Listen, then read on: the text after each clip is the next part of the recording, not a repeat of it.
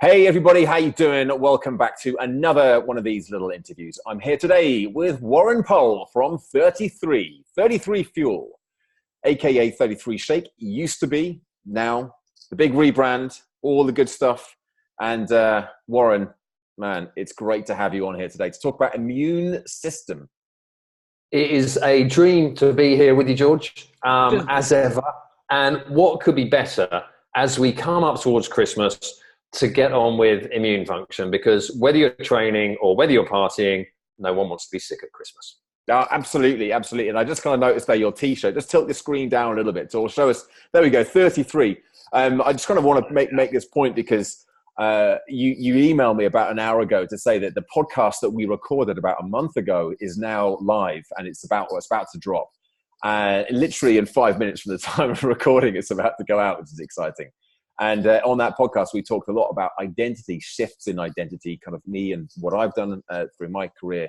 But actually, I referenced 33 Shake, which was the original inception behind your brand of natural sports nutrition.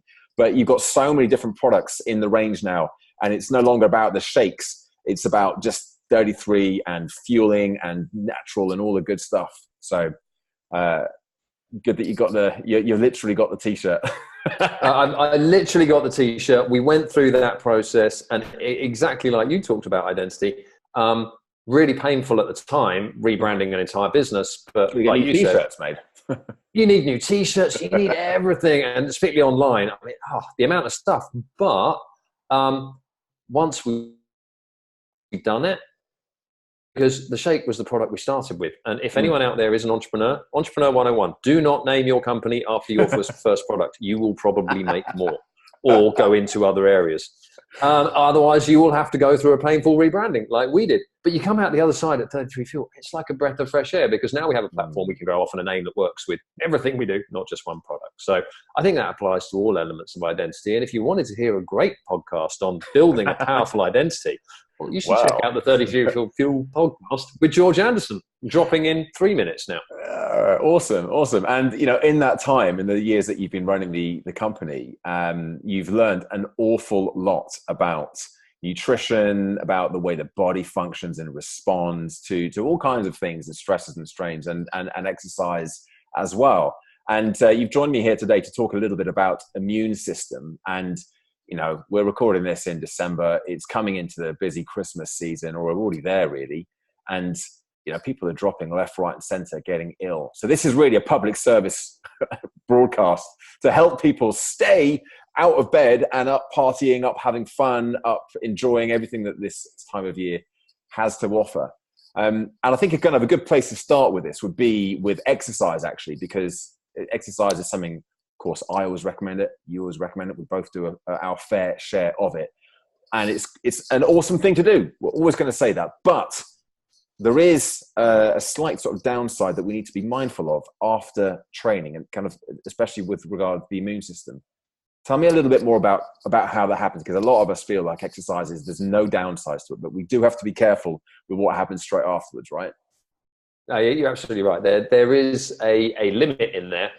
And it's going to affect more of your endurance athlete types, because typically running, cycling, triathlon, whatever it may be, when you go beyond the 2 hour mark, that's where you're, under 2 hours, you're unlikely to have done yourself any or put yourself in any problems. But over 2 hours of endurance-based exercise, you are going to, the increased adrenaline and cortisol within the body is simply going to knock out your immune system temporarily. It's why the post-marathon cold is such a common thing. You are weakened. Your body has gone through a major stress, and you will be, for the next 24, 48 hours, more susceptible to catching bugs and colds and sniffles. But where I think this plays into the broader training role now is with high-intensity style training becoming more popular. I don't think, no one's going to go and do 2 hours. Well, some people might do 2 hours of CrossFit or really high-intensity stuff. But, those hard half an hours, I think there's a chance that they're going to be tipping it. When you are doing that 9 out of 10, 10 out of 10 level exertion, that's when you're tipping the boundary. So I don't know exactly where the line runs there, but you'll know it yourself when you're moving in towards overtraining or fatigue, and you're not recovering from your training, you're going to be at risk. Yeah, it's not just the case of the volume of that one training session. Interesting that you cite the longer 2 hour plus endurance or aerobic workouts as being the main kind of challenge behind keeping a robust immune system. But when you ramp up the intensity, then it's going to have the same effect in a shorter period of time. I guess I guess I don't know. Maybe you know of any studies that have been done into the combination of frequency, the intensity, the time you're doing, the type of training, the classic fit principles, as to how much it degrades your immune system and for how long afterwards. But it makes sense, right? We know that people get ill when they've done something like running a marathon. So it kind of makes sense that we're going to be more at risk if we are training hard, even for shorter periods of time.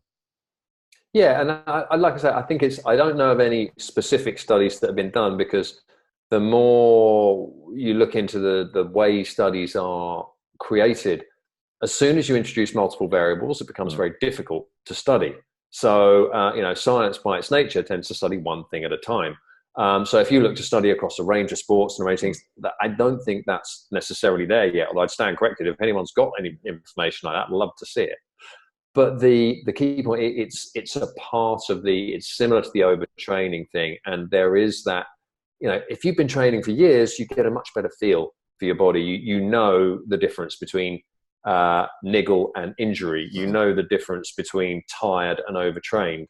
In the early few years, you can easily run yourself or exercise yourself into injury, or you can exercise yourself into illness. And it may take a couple of slips to start to learn where the boundary is. There's nothing wrong with doing it a couple of times, but being aware of it, then you've now got a chance to do something about it. And the best thing is that it's really quite simple to stay on the right side of the equation, even if you are pushing yourself hard. And I don't know how far you want to go into this element before we get to those things, but the idea that this does not specifically apply to training. The body responds to stress, be it physical, emotional, business, family, lack of sleep, or whatever else, in the same ways as it does to hard training. So if you have been getting 3 hours sleep a night, you've got a newborn child, and you're on deadline at work, again, your immune system is going to be becoming compromised the same way. Yeah, let's stick with this. Then we'll finish off by getting into some of the things that we can do to help support that immune system robustness.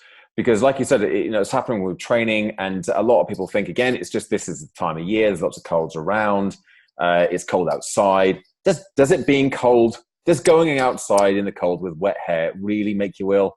Tell me it doesn't, right? It doesn't. There's no connection, right?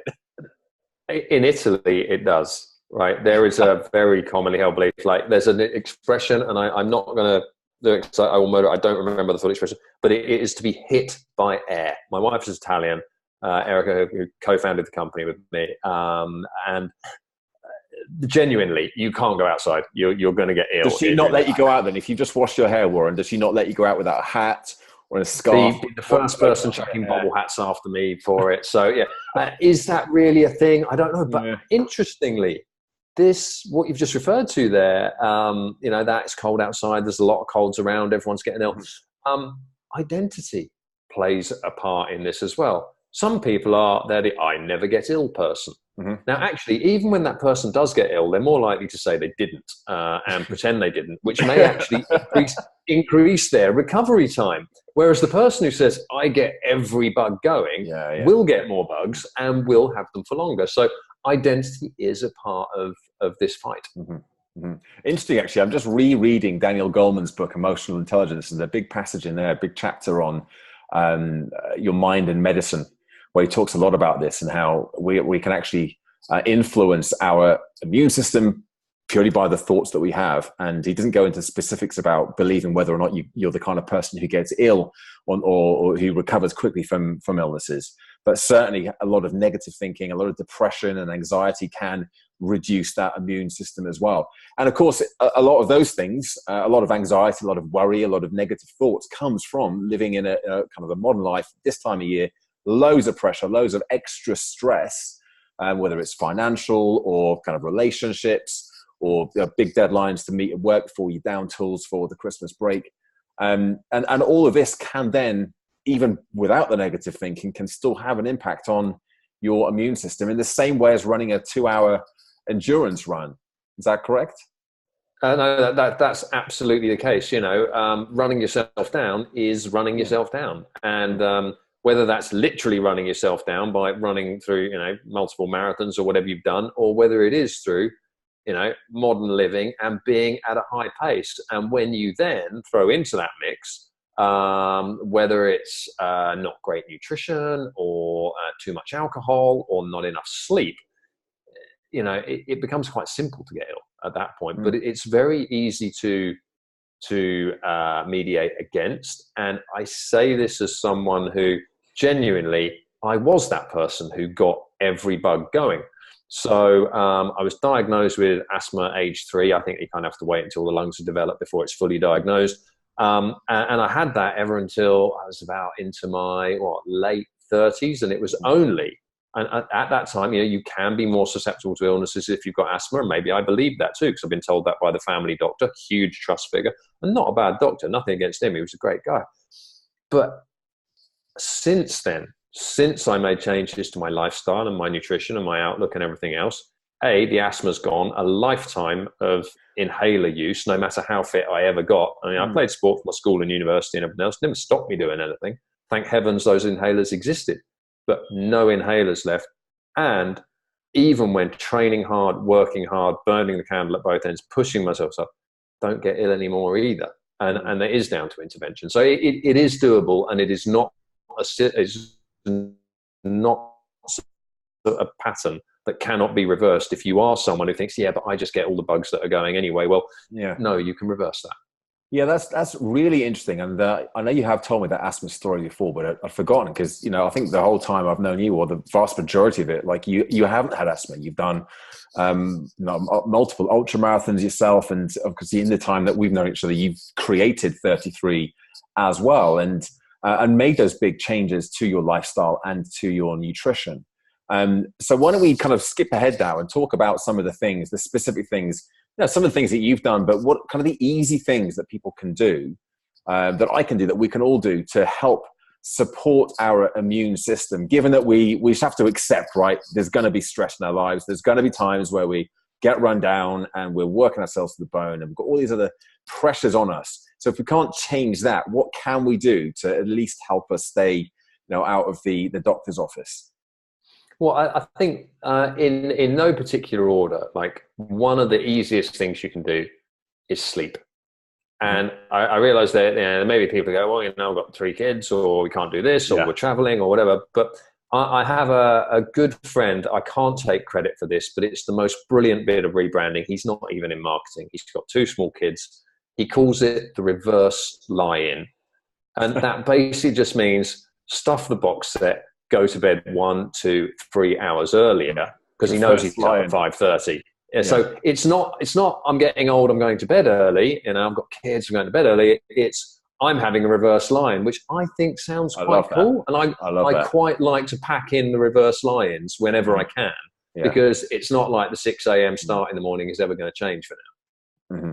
No, I love that actually. And the thing with sleep as well is, of course, there are going to be times when I've got 3 kids, and there've been many years when I've not been able to guarantee getting a good night's sleep, but unfortunately out the other side of that, more or less. And it's just boring, like sleep. Like, come on, give me the magic supplement, give me the magic bullet, give me the one exercise to do. I just go to bed earlier. And I think that's almost like disappointment. But whenever you have that extra sleep, my God, what a difference it makes. How much better do we feel when we've had a good night's sleep?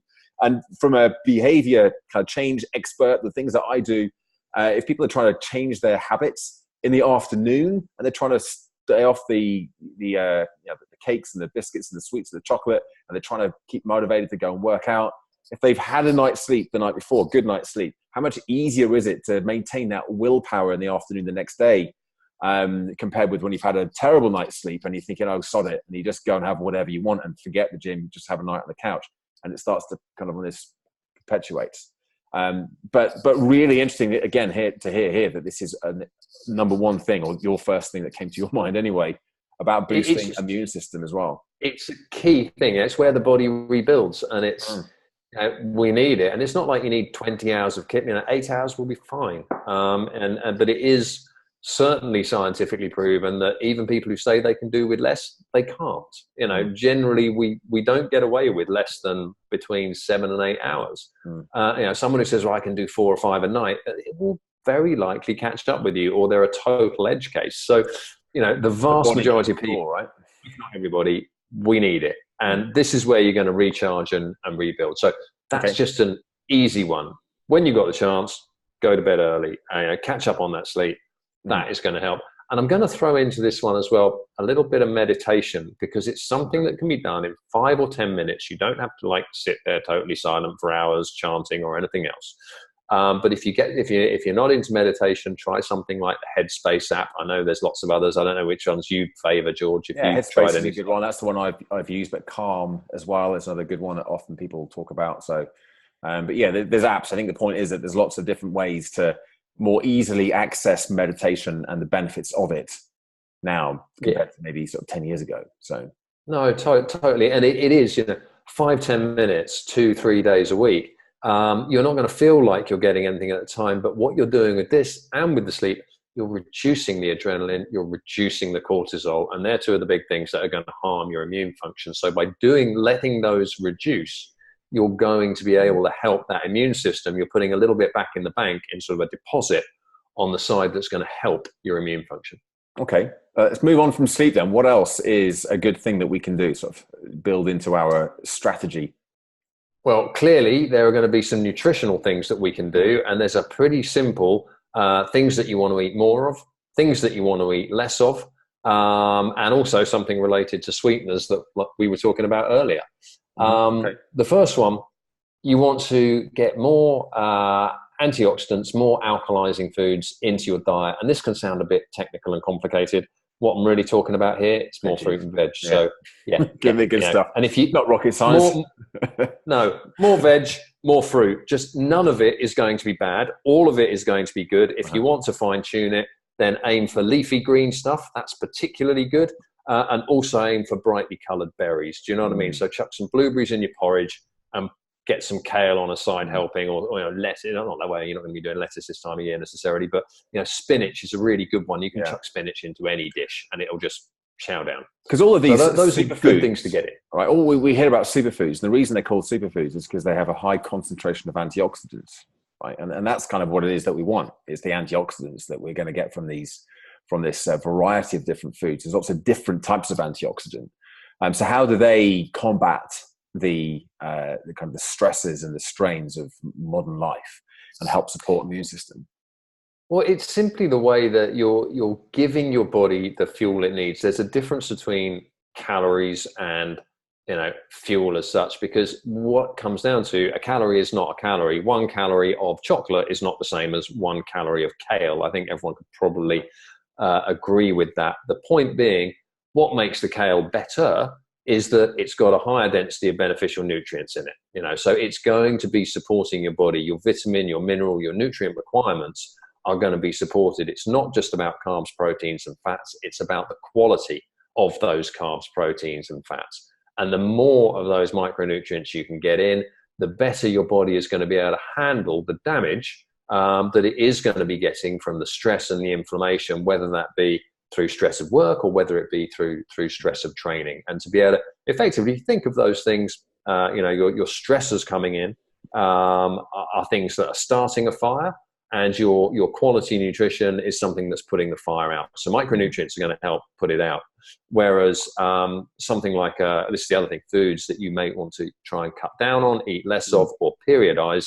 I realize it's Christmas, so not all these are going to fit, but foods that increase acidity and inflammation are going to weaken your immune system. So these are things like coffee, alcohol, processed foods, baked goods, pretty much anything in the bakery, dairy, meat, and fish. So all of those things are going to increase the acidity and inflammation in the body. And it's not that you can't eat them or you shouldn't have them, but if you do realize, well, look, I've got 3 nights out on the trot and I'm training 2 mornings in a row, and I know it's going to be buffet food and I don't really have control over what I'm eating. I'm probably going to have more to drink than I would normally do. Okay, you just stacked a load of stuff on one side of the equation. How are you going to offset it? Okay, well, here's the night I can get to bed early. I can meditate that morning. I'll make sure my training, I'll not do my 10 out of 10 training session in the middle of that block when I'm weakened. And on top of that, when I have control of my nutrition, I'm going to really focus on loads of good fruit and veg. Yeah. Yeah. You know, those things, they're going to start. That's how you can balance that equation. I mean, does that sound like a manageable plan? Because these things, I know when you study them a lot, they can sound really simple. But I realize if you're coming to a concept cold, it can be a bit overwhelming. Well, I think the big thing really is to make that connection between nutrition, not just as something to help you lose weight. And it's very easy to say, well, now's not the time to be trying to lose weight. I'll start that again in the new year. But actually to look at nutrition as something that's going to support your body and actually allow you to, if you are going out, you're enjoying lots of parties and socials and food and alcohol and all those things, to actually know that your body is keeping score and it's going to become more and more depleted. You hit that threshold and then it's just going to say, sorry, mate, no more. And so we need to be supporting that to keep ourselves out there, able to have fun and enjoying ourselves. And this is the equation that you mentioned there. So kind of just being aware of how much of this stuff we're having and making sure that we're in control of how much of this stuff, the good stuff that we're having. Because in general, if we are going to be going out and having parties, then going to parties, then we're in less control perhaps of what we're eating. And there's going to be more of the stuff coming in if we accept that. But we can also make sure that we are controlling the increased amounts of the leafy green veggies, the berries, the fruits, the other veggies, all of those good foods that we can just make sure we're getting into our diet where we're not out there partying. Yeah, and I love your idea of the body keeping score, because exactly right. That's what it's doing. And you can't keep making withdrawals without making a deposit. And your withdrawals in this case are your training load and volume, your workload and volume, and your social life load and volume, and the nutrition that goes with it. But your deposits are your sleep, maybe a little bit of meditation, the quality of the nutrition you get when you're able to take full control of it. If you take those days off and just go, well, I'm a bit knackered, I'll get a pizza. It's not going to help. So yeah, it's all about balancing out that score. And then the other part that's a key point is hydration. Right, basically mucus and saliva are a great barrier against inbound infection, and they don't work very well when you're dehydrated. Whether it's hard training or hard partying, both lead to the same outcome, which is dehydration, except one normally comes with more embarrassing video footage or photos, depending on what you've been doing. But the hydration is a point, right? Okay, so just simply water, that's it. And referring to what we were talking to earlier, sweeteners and processed foods are not a good thing for you. Sweeteners are not a good thing for you either. So if you're looking at low sugar thinking it's healthier, well, it's not. If it just got swapped for sweeteners, it may even be worse for you. So if in doubt, and particularly on the drink side, just go water. Yeah, just the gold standard.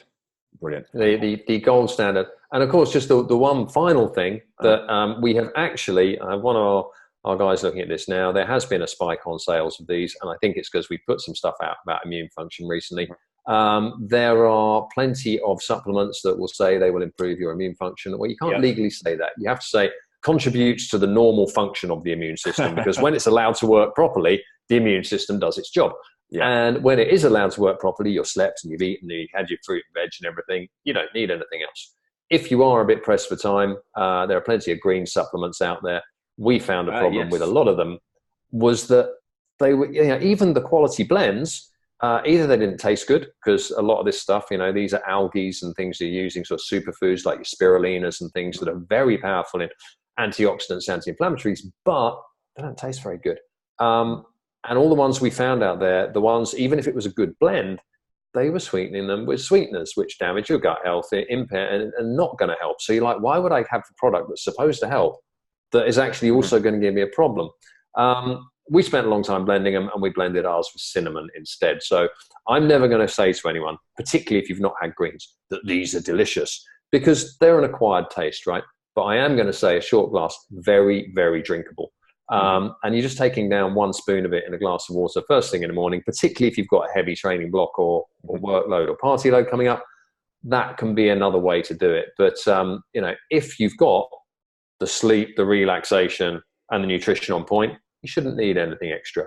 If you do want to try and do something, then something like a quality green supplement is a good idea, as is vitamin D at this time of year, just because it's dark and we're not getting enough sunlight in the Northern Hemisphere.